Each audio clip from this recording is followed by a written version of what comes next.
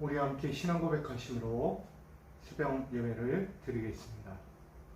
전능하사 천지를 만드신 하나님 아버지를 내가 믿사오며 그 외아들 우리 주 예수 그리스도를 믿사오니 이는 성령으로 잉태하사 동정녀 마리에게 나시고 본디오 빌라도에게 고난을 받으사 십자가에 못 박혀 죽으시고 장사한 지 사흘 만에 죽은 자 가운데서 다시 살아나시며 하늘에 오르사 전능하신 하나님 우편에 앉아 계시다가 저리로서 산자와 죽은 자를 심판하러 오시리라. 성령을 믿사오며 거룩한 공예와 성도가 서로 교통하는 것과 죄를 사하여 주시는 것과 몸이 다시 사는 것과 영원히 사는 것을 믿사옵나이다. 아멘. 찬송가 85장 함께 찬양하겠습니다. 찬송가 85장입니다. 찬송가 85장 함께 찬양 드리겠습니다. 구주를 생각만 해도 이렇게 좋거든. 주 얼굴 배울 때야 얼마나 좋으랴. 만민의 구주 예수의 귀하신 이름은 천지에 있는 이름 중 비할 데 없도다. 참에게 하는 자에게 소망이 되시고 구하고 찾는 자에게 기쁨이 되신다. 예수의 넓은 사랑을 어찌 다 말하랴. 주 사랑 받은 사람만 그 사랑 알도다. 사랑의 구주 예수여 내 기쁨 되시고 이제로부터 영원히 영광이 되소서.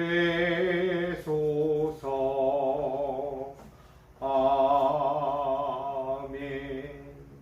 아멘. 오늘 우리에게 주실 하나님 말씀 함께 먼저 봅니다. 갈라디아서 1장 11절로 24절까지입니다. 갈라디아서 1장 11절로 24절까지 말씀 제가 받들어 공독하겠습니다. 형제들아, 내가 너희에게 알게 하노니 내가 전한 복음은 사람의 뜻을 따라 된 것이 아니니라.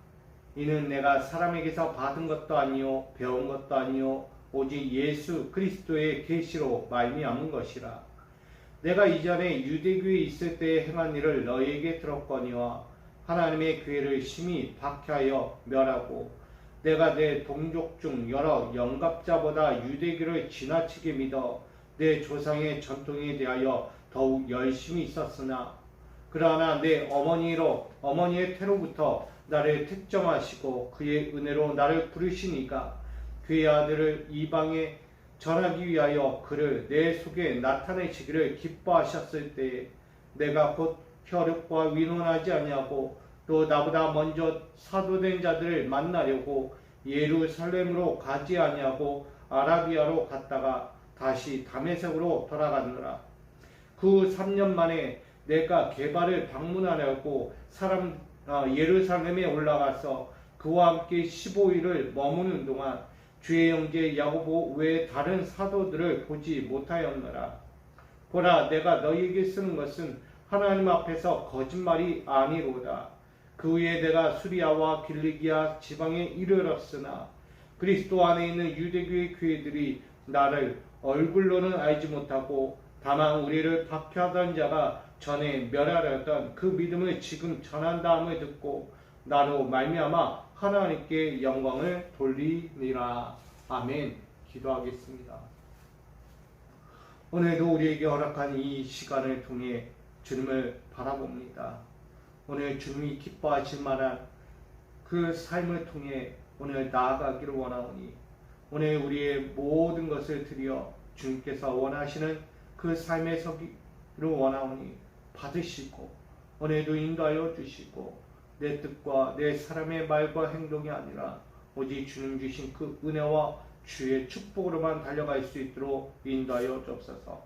땅의 것을 의지하며 서는 자들이 아니라 주님을 의지하고 주님이 무엇을 원하시는지를 분명히 알고 달려가는 이 하루가 되도록 인도하여 주시고 우리 사랑하는 자들 각자의 삶에서 펼쳐지고 이루어져야 할 모든 것들이 다 주를 위해 살아가고 이루어지는 응답의 날이 되게 하여 주옵소서. 오늘도 주께 모든 것 맡기며 이 예배의 현장의 주인 되시며 말씀의 권능으로 함께 하실 예수 그리스도의 이름으로 간절히 기도하옵나이다. 아멘. 할렐루야. 오늘도 이렇게 또 귀한 하루를 시작하는 여러분들이 또 주님의 제단 앞에서 함께 예배하고 또 예배를 통해 이 하루가 더욱더 주의 영광을 나타내는 귀한 날들이 되기를 주님의 이름으로 간절히 축원드립니다. 오늘 갈라디아서 1장 11절로 24절까지 말씀 가지고 하나님께 영광을 돌리는 삶이라는 제목으로 함께 나누고자 합니다. 네, 오늘 우리는 하루하루가 다 의미가 있는 거죠. 절대 의미 없는 하루는 없습니다. 이렇게 살아도 저렇게 살아도 우리에게 주어진 삶은 다 뜻이 있다는 거예요. 여러분이 힘겨운 삶을 살던 또 행복하고 즐거운 삶을 살던 다 그 안에 담겨있는 귀한 뜻들이 있어요. 의미가 있다는 거예요. 왜 우리가 좋은 삶을 살아가는가? 아니 때로는 왜 우리가 고난이라는 삶을 살아갈 수밖에 없는가? 결국 그런 인생의 삶들을 통해서 무언가를 이루려는 거예요. 더욱이 우리가 믿음의 자녀로서 이 교회를 다니고 말씀을 듣고 하나님을 섬기고 예수 그리스도께서 전하여 준 그 은혜의 복음을 가지고 왜 우리가 세상으로 또 한번 나가겠습니까? 다 이유가 있는 거죠. 특별히 나라는 이 존재를 택하여 주시고 만나 주시고 또한 하나님이 원하시는 그 생명의 뜻 가운데 나를 세워주신 이유가 뭘까요? 단순히 나를 구원하고자 하는 것? 네, 구원도 맞아요. 나라는 존재를 구원하려고 하시는 하나님의 의도가 아주 다분하죠. 더욱이 나라는 이 한 사람으로 끝내고자 하는 것이 하나님의 뜻이 아니라는 거예요. 나라는 이 존재를 토대로 또 한번 나에게 가지쳐 있는 그런 모든 영혼들을 위해서 살아가게 하시는 거예요. 다 이유가 있는 거죠. 결국은 한 사람의 구원이 아니라 모든 인류의 구원, 만인 구원에 대한 하나님의 깊은 의도와 그 깊은 뜻이 있다는 것을 바라보는 거예요. 그만큼 의미가 있는 거예요. 구원도 다 의미가 있는 거죠. 하나님의 기쁨을 위해서예요. 여러분, 하나님 기뻐하지 않는 일을 뭐하러 하시겠습니까? 하나님도요, 자신이 기뻐할 만한 일들을 하나하나 펼쳐가시는 거예요. 그런 의미에서 본다면 오늘 우리가 이렇게 살아가는 삶의 한 부분이 가장 의미 있다는 생각을 가지시고요. 오늘 나에게 주신 이 삶이, 이 하루가 얼마나 크고 위대한 하나님의 의도가 담겨있는지, 기뻐하실 만한 그 삶인지를 돌아보시면서 오늘 이 하루 가장 행복하게, 가장 복되게, 가장 여러분 의미 있는 삶을 힘있게 살아가시기를 간절히 축원드립니다. 절대 불평불만하지 마시고, 절대 낙심하지도 마시고, 절대 왜 나만 겪는 고난이냐고도 하지 마시고 먼저 뭐 하셔야 합니까? 감사하셔야 돼요. 감사. 그럼에도 불구하고 나를 이 자리에 있고 나를 세워주시고 내가 살아갈 수 있는 삶의 환경을 주신 것 감사하셔요. 그러면 오늘 이야기되는 사도 바울의 이야기가 쉽게 다가올 수 있어요. 오늘 보게 되면 사도 바울의 그 복음을 전하면서 그가 마지막 행한 그의 삶을 통해서 하나님이 영광 받으신 것을 말하고 있어요. 어떻게 있길래 그가 하나님께 영광을 돌릴 수 있을까? 하나님께 영광 돌릴 수 있는 삶이 대체 어떤 삶이었기에 그의 삶을 통해 하나님은 영광을 받으시는 걸까? 우리가 한번 봐야죠. 자, 볼게요. 오늘 11절로 14절에 보면 그의 인생의 업적을 이야기합니다. 그의 인생의 업적이 뭐예요? 좋은 업적? 아니죠. 그의 인생의 젊은 날의 업적은 하나님의 사람들을 비방하고 회방하고 핍박하고 죽이던 자예요. 좋은 의미가 없죠. 절대 믿는 자들에게서 바울이라는 이 사도 바울이라는 이 옛적의 업적을 보면 절대 좋아할 수도 받아줄 수도 함께할 수도 없는 사람이에요. 그의 인생은 어땠냐냐? 복음을 가지고 살아가는 사람들에게 늘 언제나 부담스러운 자, 언제나 위축될 수밖에 없는. 또 하나, 그 복음을 가지고 살아가는 사람들은 이 사도 바울 때문에 너무나 힘든 세월을 보낼 수밖에 없었어요. 복음이 어떤 거예요? 좋은 거잖아요. 복음은 기쁨이라는 거예요. 복음은 내 삶의 만족과도 같아요. 근데 누군가가 회집어놔요. 복음 때문에 기뻐할 것이 슬픔으로 바뀝니다. 복음으로 인해서 내가 행복할 것이 갑자기 불행처럼 다가옵니다. 복음으로 인해서 내가 무엇을 하든지 다 이루어질 것 같은데 전혀 그렇지 않아요. 복음 때문에 환난을 더 겪어지게 되는 거예요. 복음만 있으면 만사 오케이 같았는데 이 사도 바울을 보면 복음으로는 절대 만사형통이 될 수 없는 거예요. 뭐만 해도 불안하고 두렵고 걱정이 많고 과연 될까 안 될까? 과연 하나님의 말씀이 이루어질 수 있을까? 하나님의 복음을 전하다 죽는 건 아닌가? 뭐 생각해도 절대 만족스럽지 못한 복음을 접한 자들의 인생, 결국은 사도 바울 앞에서 너무나 힘겨운 삶을 살아왔다라는 거예요. 여러분, 사도 바울 자신도요, 자신의 업적을 이야기하는, 자기 자신 때문에 복음을 접한 모든 사람들이 얼마나 힘겹고 고통스러운 세월을 흘러갔는지, 그렇게 숨어서 복음을 접하며 지금까지 달려온 사람들이 얼마나 많았는지를 그는 회고하며 고백하고 있는 거예요. 여러분, 그의 자신을 한마디로 이야기합니다. 자신이 유대교에 있을 때 행한 일을 너희는 들었다. 어떤 일? 하나님의 교회를 심히 박해하여 멸하려 하던 자. 이게 사도와 그 자신이었다고 오늘 서두에 이야기합니다. 여러분, 여러분은 어떻게 이야기할 거예요? 세상 많은 사람들 앞에서 나는 이런 사람입니다. 나는 이렇게 살아왔어요. 나는 예전부터 어린 시절부터 이렇게 지내서 지금까지 달려왔어요. 한마디로 사도 바울은 지난날 사울로서 그 이름이 바뀌기 이전에 높은 자였어요. 높은 자. 사울이라는 뜻은 높은 자예요. 그가 복음을 믿는 자들, 하나님의 교회를 향해서 얼마나 멸시하고 핍박하고 정죄했는지를 그는 스스로 지금 자백하고 있는 거예요. 나는 그렇게 살아왔어요. 내가 그리스도를 믿는 자들, 하나님의 자녀라 불리는 자들을 얼마나 심하게 박해하고 멸시했는지 제가 그렇게 악한 자였습니다. 당신은 다 알지 않습니까? 내가 지난날 어떻게 유대교 사회에 그런 일을 벌이고 살았는지. 당신들은 다 알고 있어요. 당신의 조상들도 알고. 왜일까요? 그도 율법에 준한 사람이었어요. 그래서 조상들이 전해준 그 율법의 전통에 거해요. 당신을 멸하고 멸시하고 그렇게 했다는 거예요. 결국은 어떤 의미가 있을까요?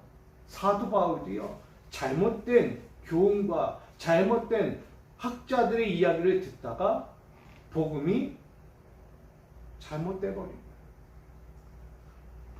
복음이라는 것은 참 진리를 갖고 오는데 그것을 잘못 접하게 되면 우리 그 자신, 그 영혼까지도 변질이 되고 정말 깨끗하고 순전하고 아름다웠던 그 영적인 영혼의 복음이 점점 피폐해지고 상심해지고 부패해져가는 우리 신앙을 맞이할 수 있는 거예요. 어떻게 보면 이 사도 바울, 당시의 사울로서 그도 그의 인생이 그랬다는 거예요. 그의 인생은 복음 안에 있었지만 복음을 복음으로 받지 못한 거예요. 복음을 부패하게 받아버린 거예요. 그 영혼이 부패해지니까, 그 신앙이 부패해지니까 예수 그리스도를 믿는 것 자체를 부정할 수밖에 없는 거예요.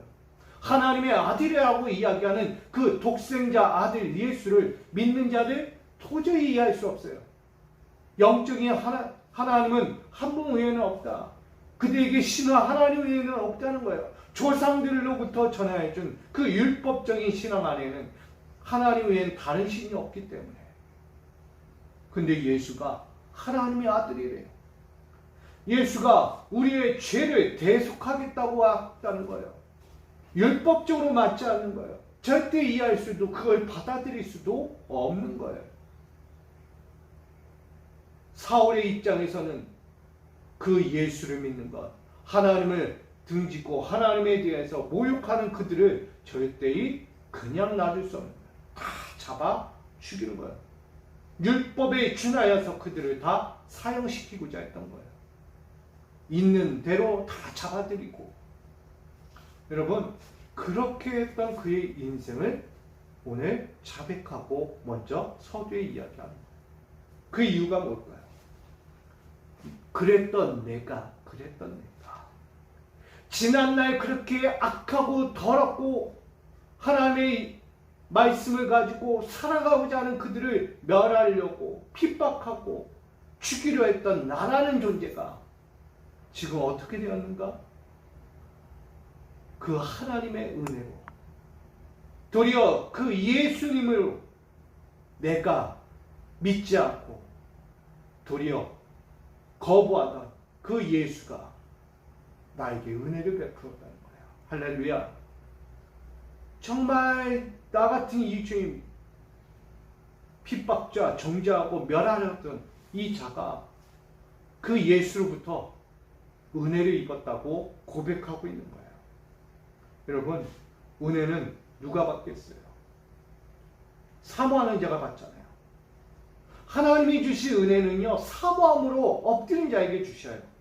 근데 참 신기하게 그 은혜가 때로는 거부하는 자에게도 주신다는 거예요. 사울은 당시 예수를 거부했잖아요. 율법에 준하 하나님은 이해했지만 예수라는 존재에 대해서는 전혀 이해할 수도 받아들일 수 없어요. 그것을 가지고 유대교 사회를 혼란을 일으키고 신앙의 분란을 일으키는 수많은 예수교의 무리들, 예수단이라고 이야기하는 그들의 무리를 과감히 처단하고자 했던 것이 사울이었어요. 위롭다라고 생각했을 거예요, 스스로. 나는 저 이단과 같은 예수당, 나는 저들을 멸할 거야. 저들 다 없애버릴 거야. 나는 하나님만 섬기는 자니까. 유대교 사이에 하나님 외에는 다른 신이 없는데 어찌 저가 하나님의 아들이라고 이야기하고 저들이 어떻게 예수가 구원자라고 이야기해요. 절대 구원자는 하나님 외에는 없어. 그러니 신적 권위를 무시하고 신적 권위에 대해서 대항하는 자. 과연 나도요? 아니요. 그는 위로운 마음에서 다 없애버리고 싶은 거예요. 이 땅에 있는 자신이 거하고 있는 유대교 사회에서 예수 무리들 다 죽여버린 거야. 다 없애버린 거야. 다 잡아들이는 거예요. 위로 없고요. 그렇게 해야 그가 인정받고 그가 더욱더 율법적인 신앙 안에서 율법 신학자 안에서 더 높아지고 부러워질 수 있는 사람. 나중에 하나님이 나를 이해해 주시고 나를 알아주실 거야. 그의 의욕적인 신앙 이거를 드러냈다는 거예요. 그것을 지금 전하면서 나는 그렇게 살았던 그가 지금 내가 그 박해하고 멸시했던 믿음의 성도들을 바라보면서 그렇게 믿으려 하지 않고 거부하려고 했던 이단이라고 여기던 예수, 그 예수를 내가 지금 복음을 전하고 있다는 거예요. 한마디로 그 예수를 만났다는 거예요. 그분의 은혜를 입었다는 거예요. 내가 그렇게 거부하였고 절대 믿으려 하지 않았던 그 예수를 내가 만나고 그의 이름을, 그의 복음을 내가 지금 여러분들하고 함께 전하고 있습니다 라고 말하는 것입니다. 결국은 은혜라는 것은, 부르심이라는 것은 사모하는 자에게 주시는 것이기도 하지만 때때론 완강하게 거부하는 자, 받아들이지 않으려고 하는 자, 그런 그 자신 사울에게도 주셨다는 사실을 말하고 있습니다. 그래서 그는 주님을 먼저 찾아간 것이 아니라 그가 먼저 나를 찾아오셔서 나에게 은혜를 베푸시고 그 은혜로 말미암아 내가 지금까지 사람을 의지하지 않고 하나님을 의지하고 예수를 의지하고 그의 전하여 준 복음을 의지하고 이렇게 사명을 감당하고 있다는 것을 전합니다. 한마디로 보면 이전에는 의욕적인 마음에서 율법에 준하여 그가 살아왔다면 이제는 은혜에 준하여 예수 그리스도의 은혜에 준하여 이제는 세상 앞으로 나가고 있어요. 근데 그 세상 앞으로 나갈 때, 그 복음을 들고 나갈 때 우리는 힘겹잖아요. 외롭잖아요. 근데 그도요, 자신과 함께하던 사도들이 있지만 그 사도들을 의지하지 않아요.